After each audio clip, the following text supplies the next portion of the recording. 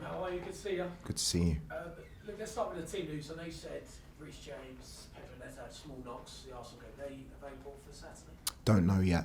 Had training today, which was a recovery day for the lads who played in a really tough physical game on Tuesday. We'll check them tomorrow and then we'll make a decision then. Jamie Gittins? Jamie's looking a little bit more long term. It's a real shame for him. He's got a tear in his hamstring, which is a real shame for him. We wanted to, obviously I've not worked with him for too long. Obviously I've known about his career and what an outstanding player he is. Yeah, so that's going to be a big miss for us. How long do you... I can't ever say, it's too early to say. Just a couple of updates on Cole Palmer, Esteban. Are they fit to play maybe a full 90 minutes this weekend? Yes.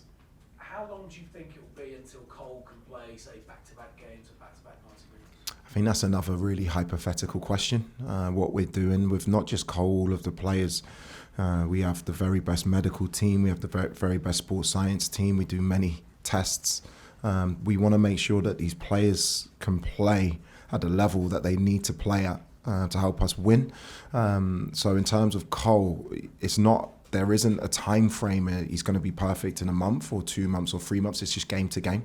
And that's the way that we've been working with him. And I think that is the way we will have to continue working with him and a few of our players. And he understands that because... He's bought in, he's been magnificent. He's been magnificent. He wants to be playing every minute of every game. We know the player that he is, the character that he is, but he's also maturing as a human being and he understands the bigger picture, which is his career. Bearing in mind, I'm very conscious of this. The lads played in a Club World Cup and then they went through the summer with no break. Then they've got to play so many games. Our schedule has been crazy. Then they have World Cups to go to and international games to play. I want to make sure that the well-being is correct for these players for their careers as well. Let's go back to Tuesday a little bit, if I may. There's been so much noise about the way you set your team up. Should you have gone more attacking? Should you not? Were you more justified because of what happened at the Etihad Stadium watching what Newcastle did against Manchester City? Are you surprised, first of all, that there's still been this continued noise and talk about it? And have you changed maybe your thinking on it of whether maybe perhaps you could have had it go a little bit earlier? No, the noise doesn't surprise me at all. That comes with the territory of being the head coach and manager of Chelsea Football Club. If I was surprised by that, and then I wouldn't have been prepared for this role. What other teams do, the way other teams play, has got nothing to do with me. What people say outside of the club, what they think about the way my teams play, makes no difference to my decision making or what I think is the right thing for the team. In hindsight, we didn't go through, so you can always change and improve certain things that you do. But what I do feel at the same time, that was a very, very solid performance against the team who were very, very good at home, where we turned the tide in the second half and the game could have easily gone our way. So, yeah, disappointed not to go through, but now we move on and focus on Wolves. And there was a video circulating, I'm sure you've probably seen it. It was you before the game. You were really upset and angry with, I assume it was the Arsenal players because we didn't see it on the camera, going into your half of the pitch. What, can you just tell me what was wasn't the players. I'm respectful. When you warm up, you have your half, the other team have their half. I've never asked my team or my coaches to encroach on the opposition's territory. In that moment, I didn't think it was right where they were operating in terms of they were affecting my lads' warm-up and my staff's warm-up. So I asked them, maybe not politely, to make sure they stay in their half. I'm not here to have mind games, or it's just what I think is right and respectful, and hopefully we respect that and other teams do too. What was it specifically, if you don't mind me asking, that made you so angry? Because it's just probably none of us see you as quite a calm, level-headed guy, but you were really angry in that moment. I think there's certain etiquettes in football. I always try and be as respectful as possible. I always want to win. I've never asked my coaches, and I don't have an issue with anyone at Arsenal Football Club. A fantastic manager, Mikel, is someone I've got so much respect for. It was just in that moment, I didn't think that respect was shown to my team.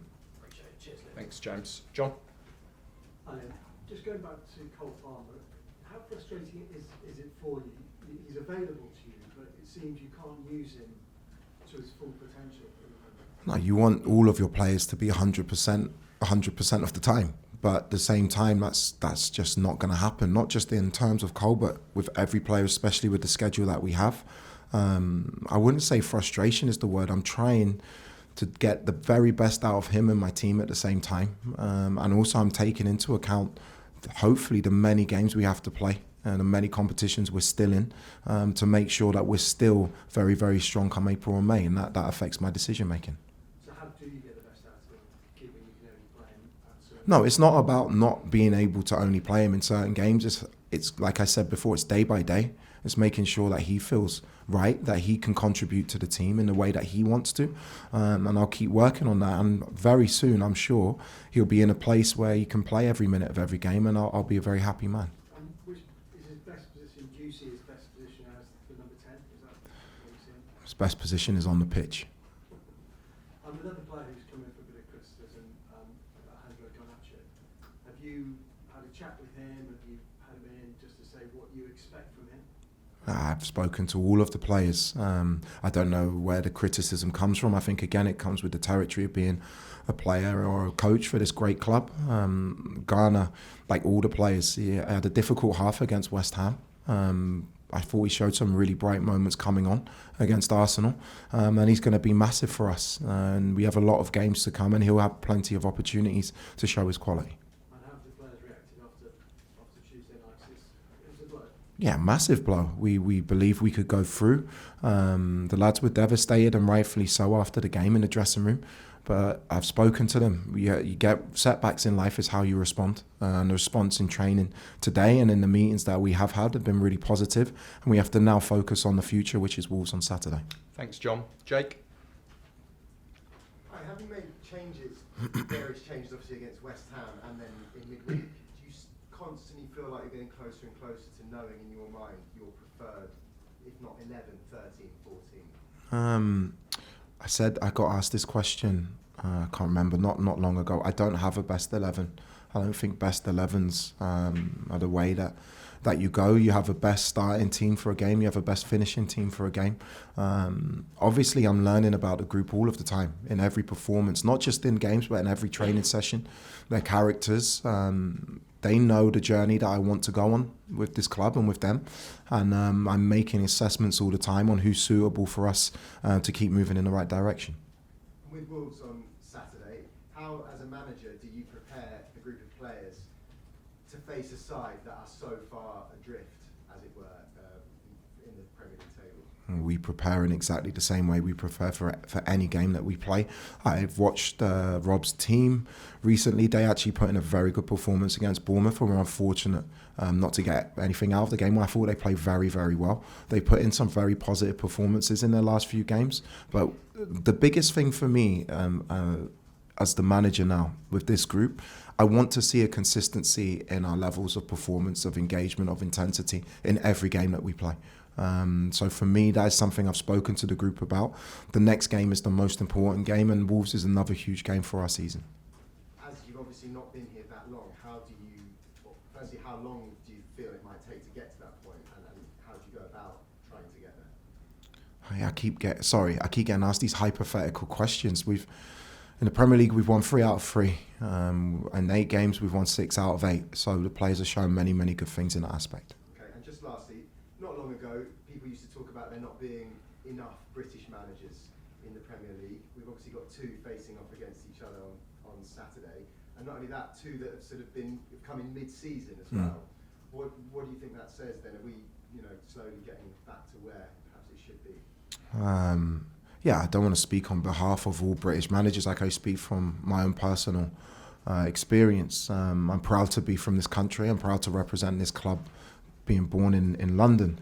I think there are some outstanding British coaches in the Premier League, in the Championship, in League One and League Two, because the Premier League is such a worldwide league. With the market, everyone wants to be in the Premier League. It's very difficult for British coaches, other than being promoted, to make that step. So yeah, it's great. I think it's interesting. I think British coaches, Michael's doing a great job. Rob's an outstanding coach. We can hold our own, and hopefully we show that in our respective roles.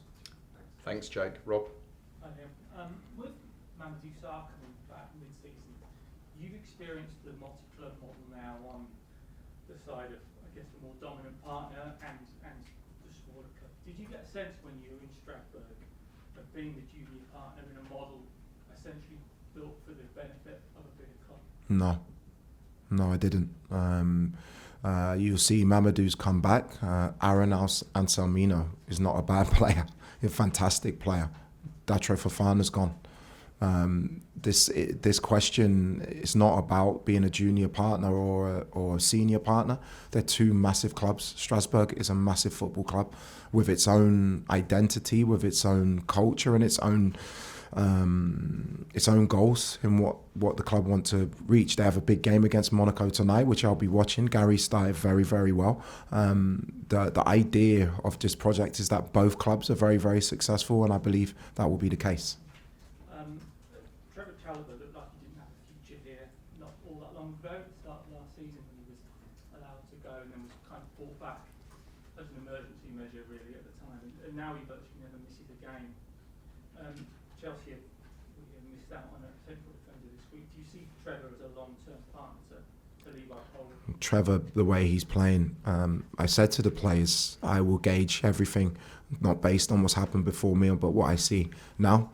I will only speak on what I'm seeing now. Trevor has been one of our brightest spots in terms of his performances, in terms of what he understands, what we want, not just on the pitch or tactically, in terms of the culture, in terms of what he gives the group. He loves this club. He understands what it takes to win, and he's made a fantastic impression on me and my staff so far. Thanks, Rob. And we'll finish with Davido.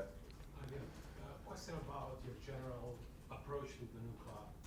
When you came in this season, so the team was built for another manager. I'm curious about your process of analyzing the team, understanding their strength, what you need to work on, and what do you think the progress has been made in these 8 games? I think any manager would say before you walk into a club, you watch and analyse the games from before.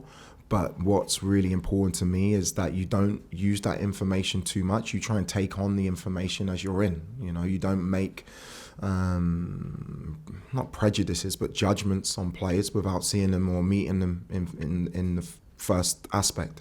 When I come in, I just be myself with my staff in my own way, and then we judge every training session. And a lot of what we've spoken to the players about is not football related.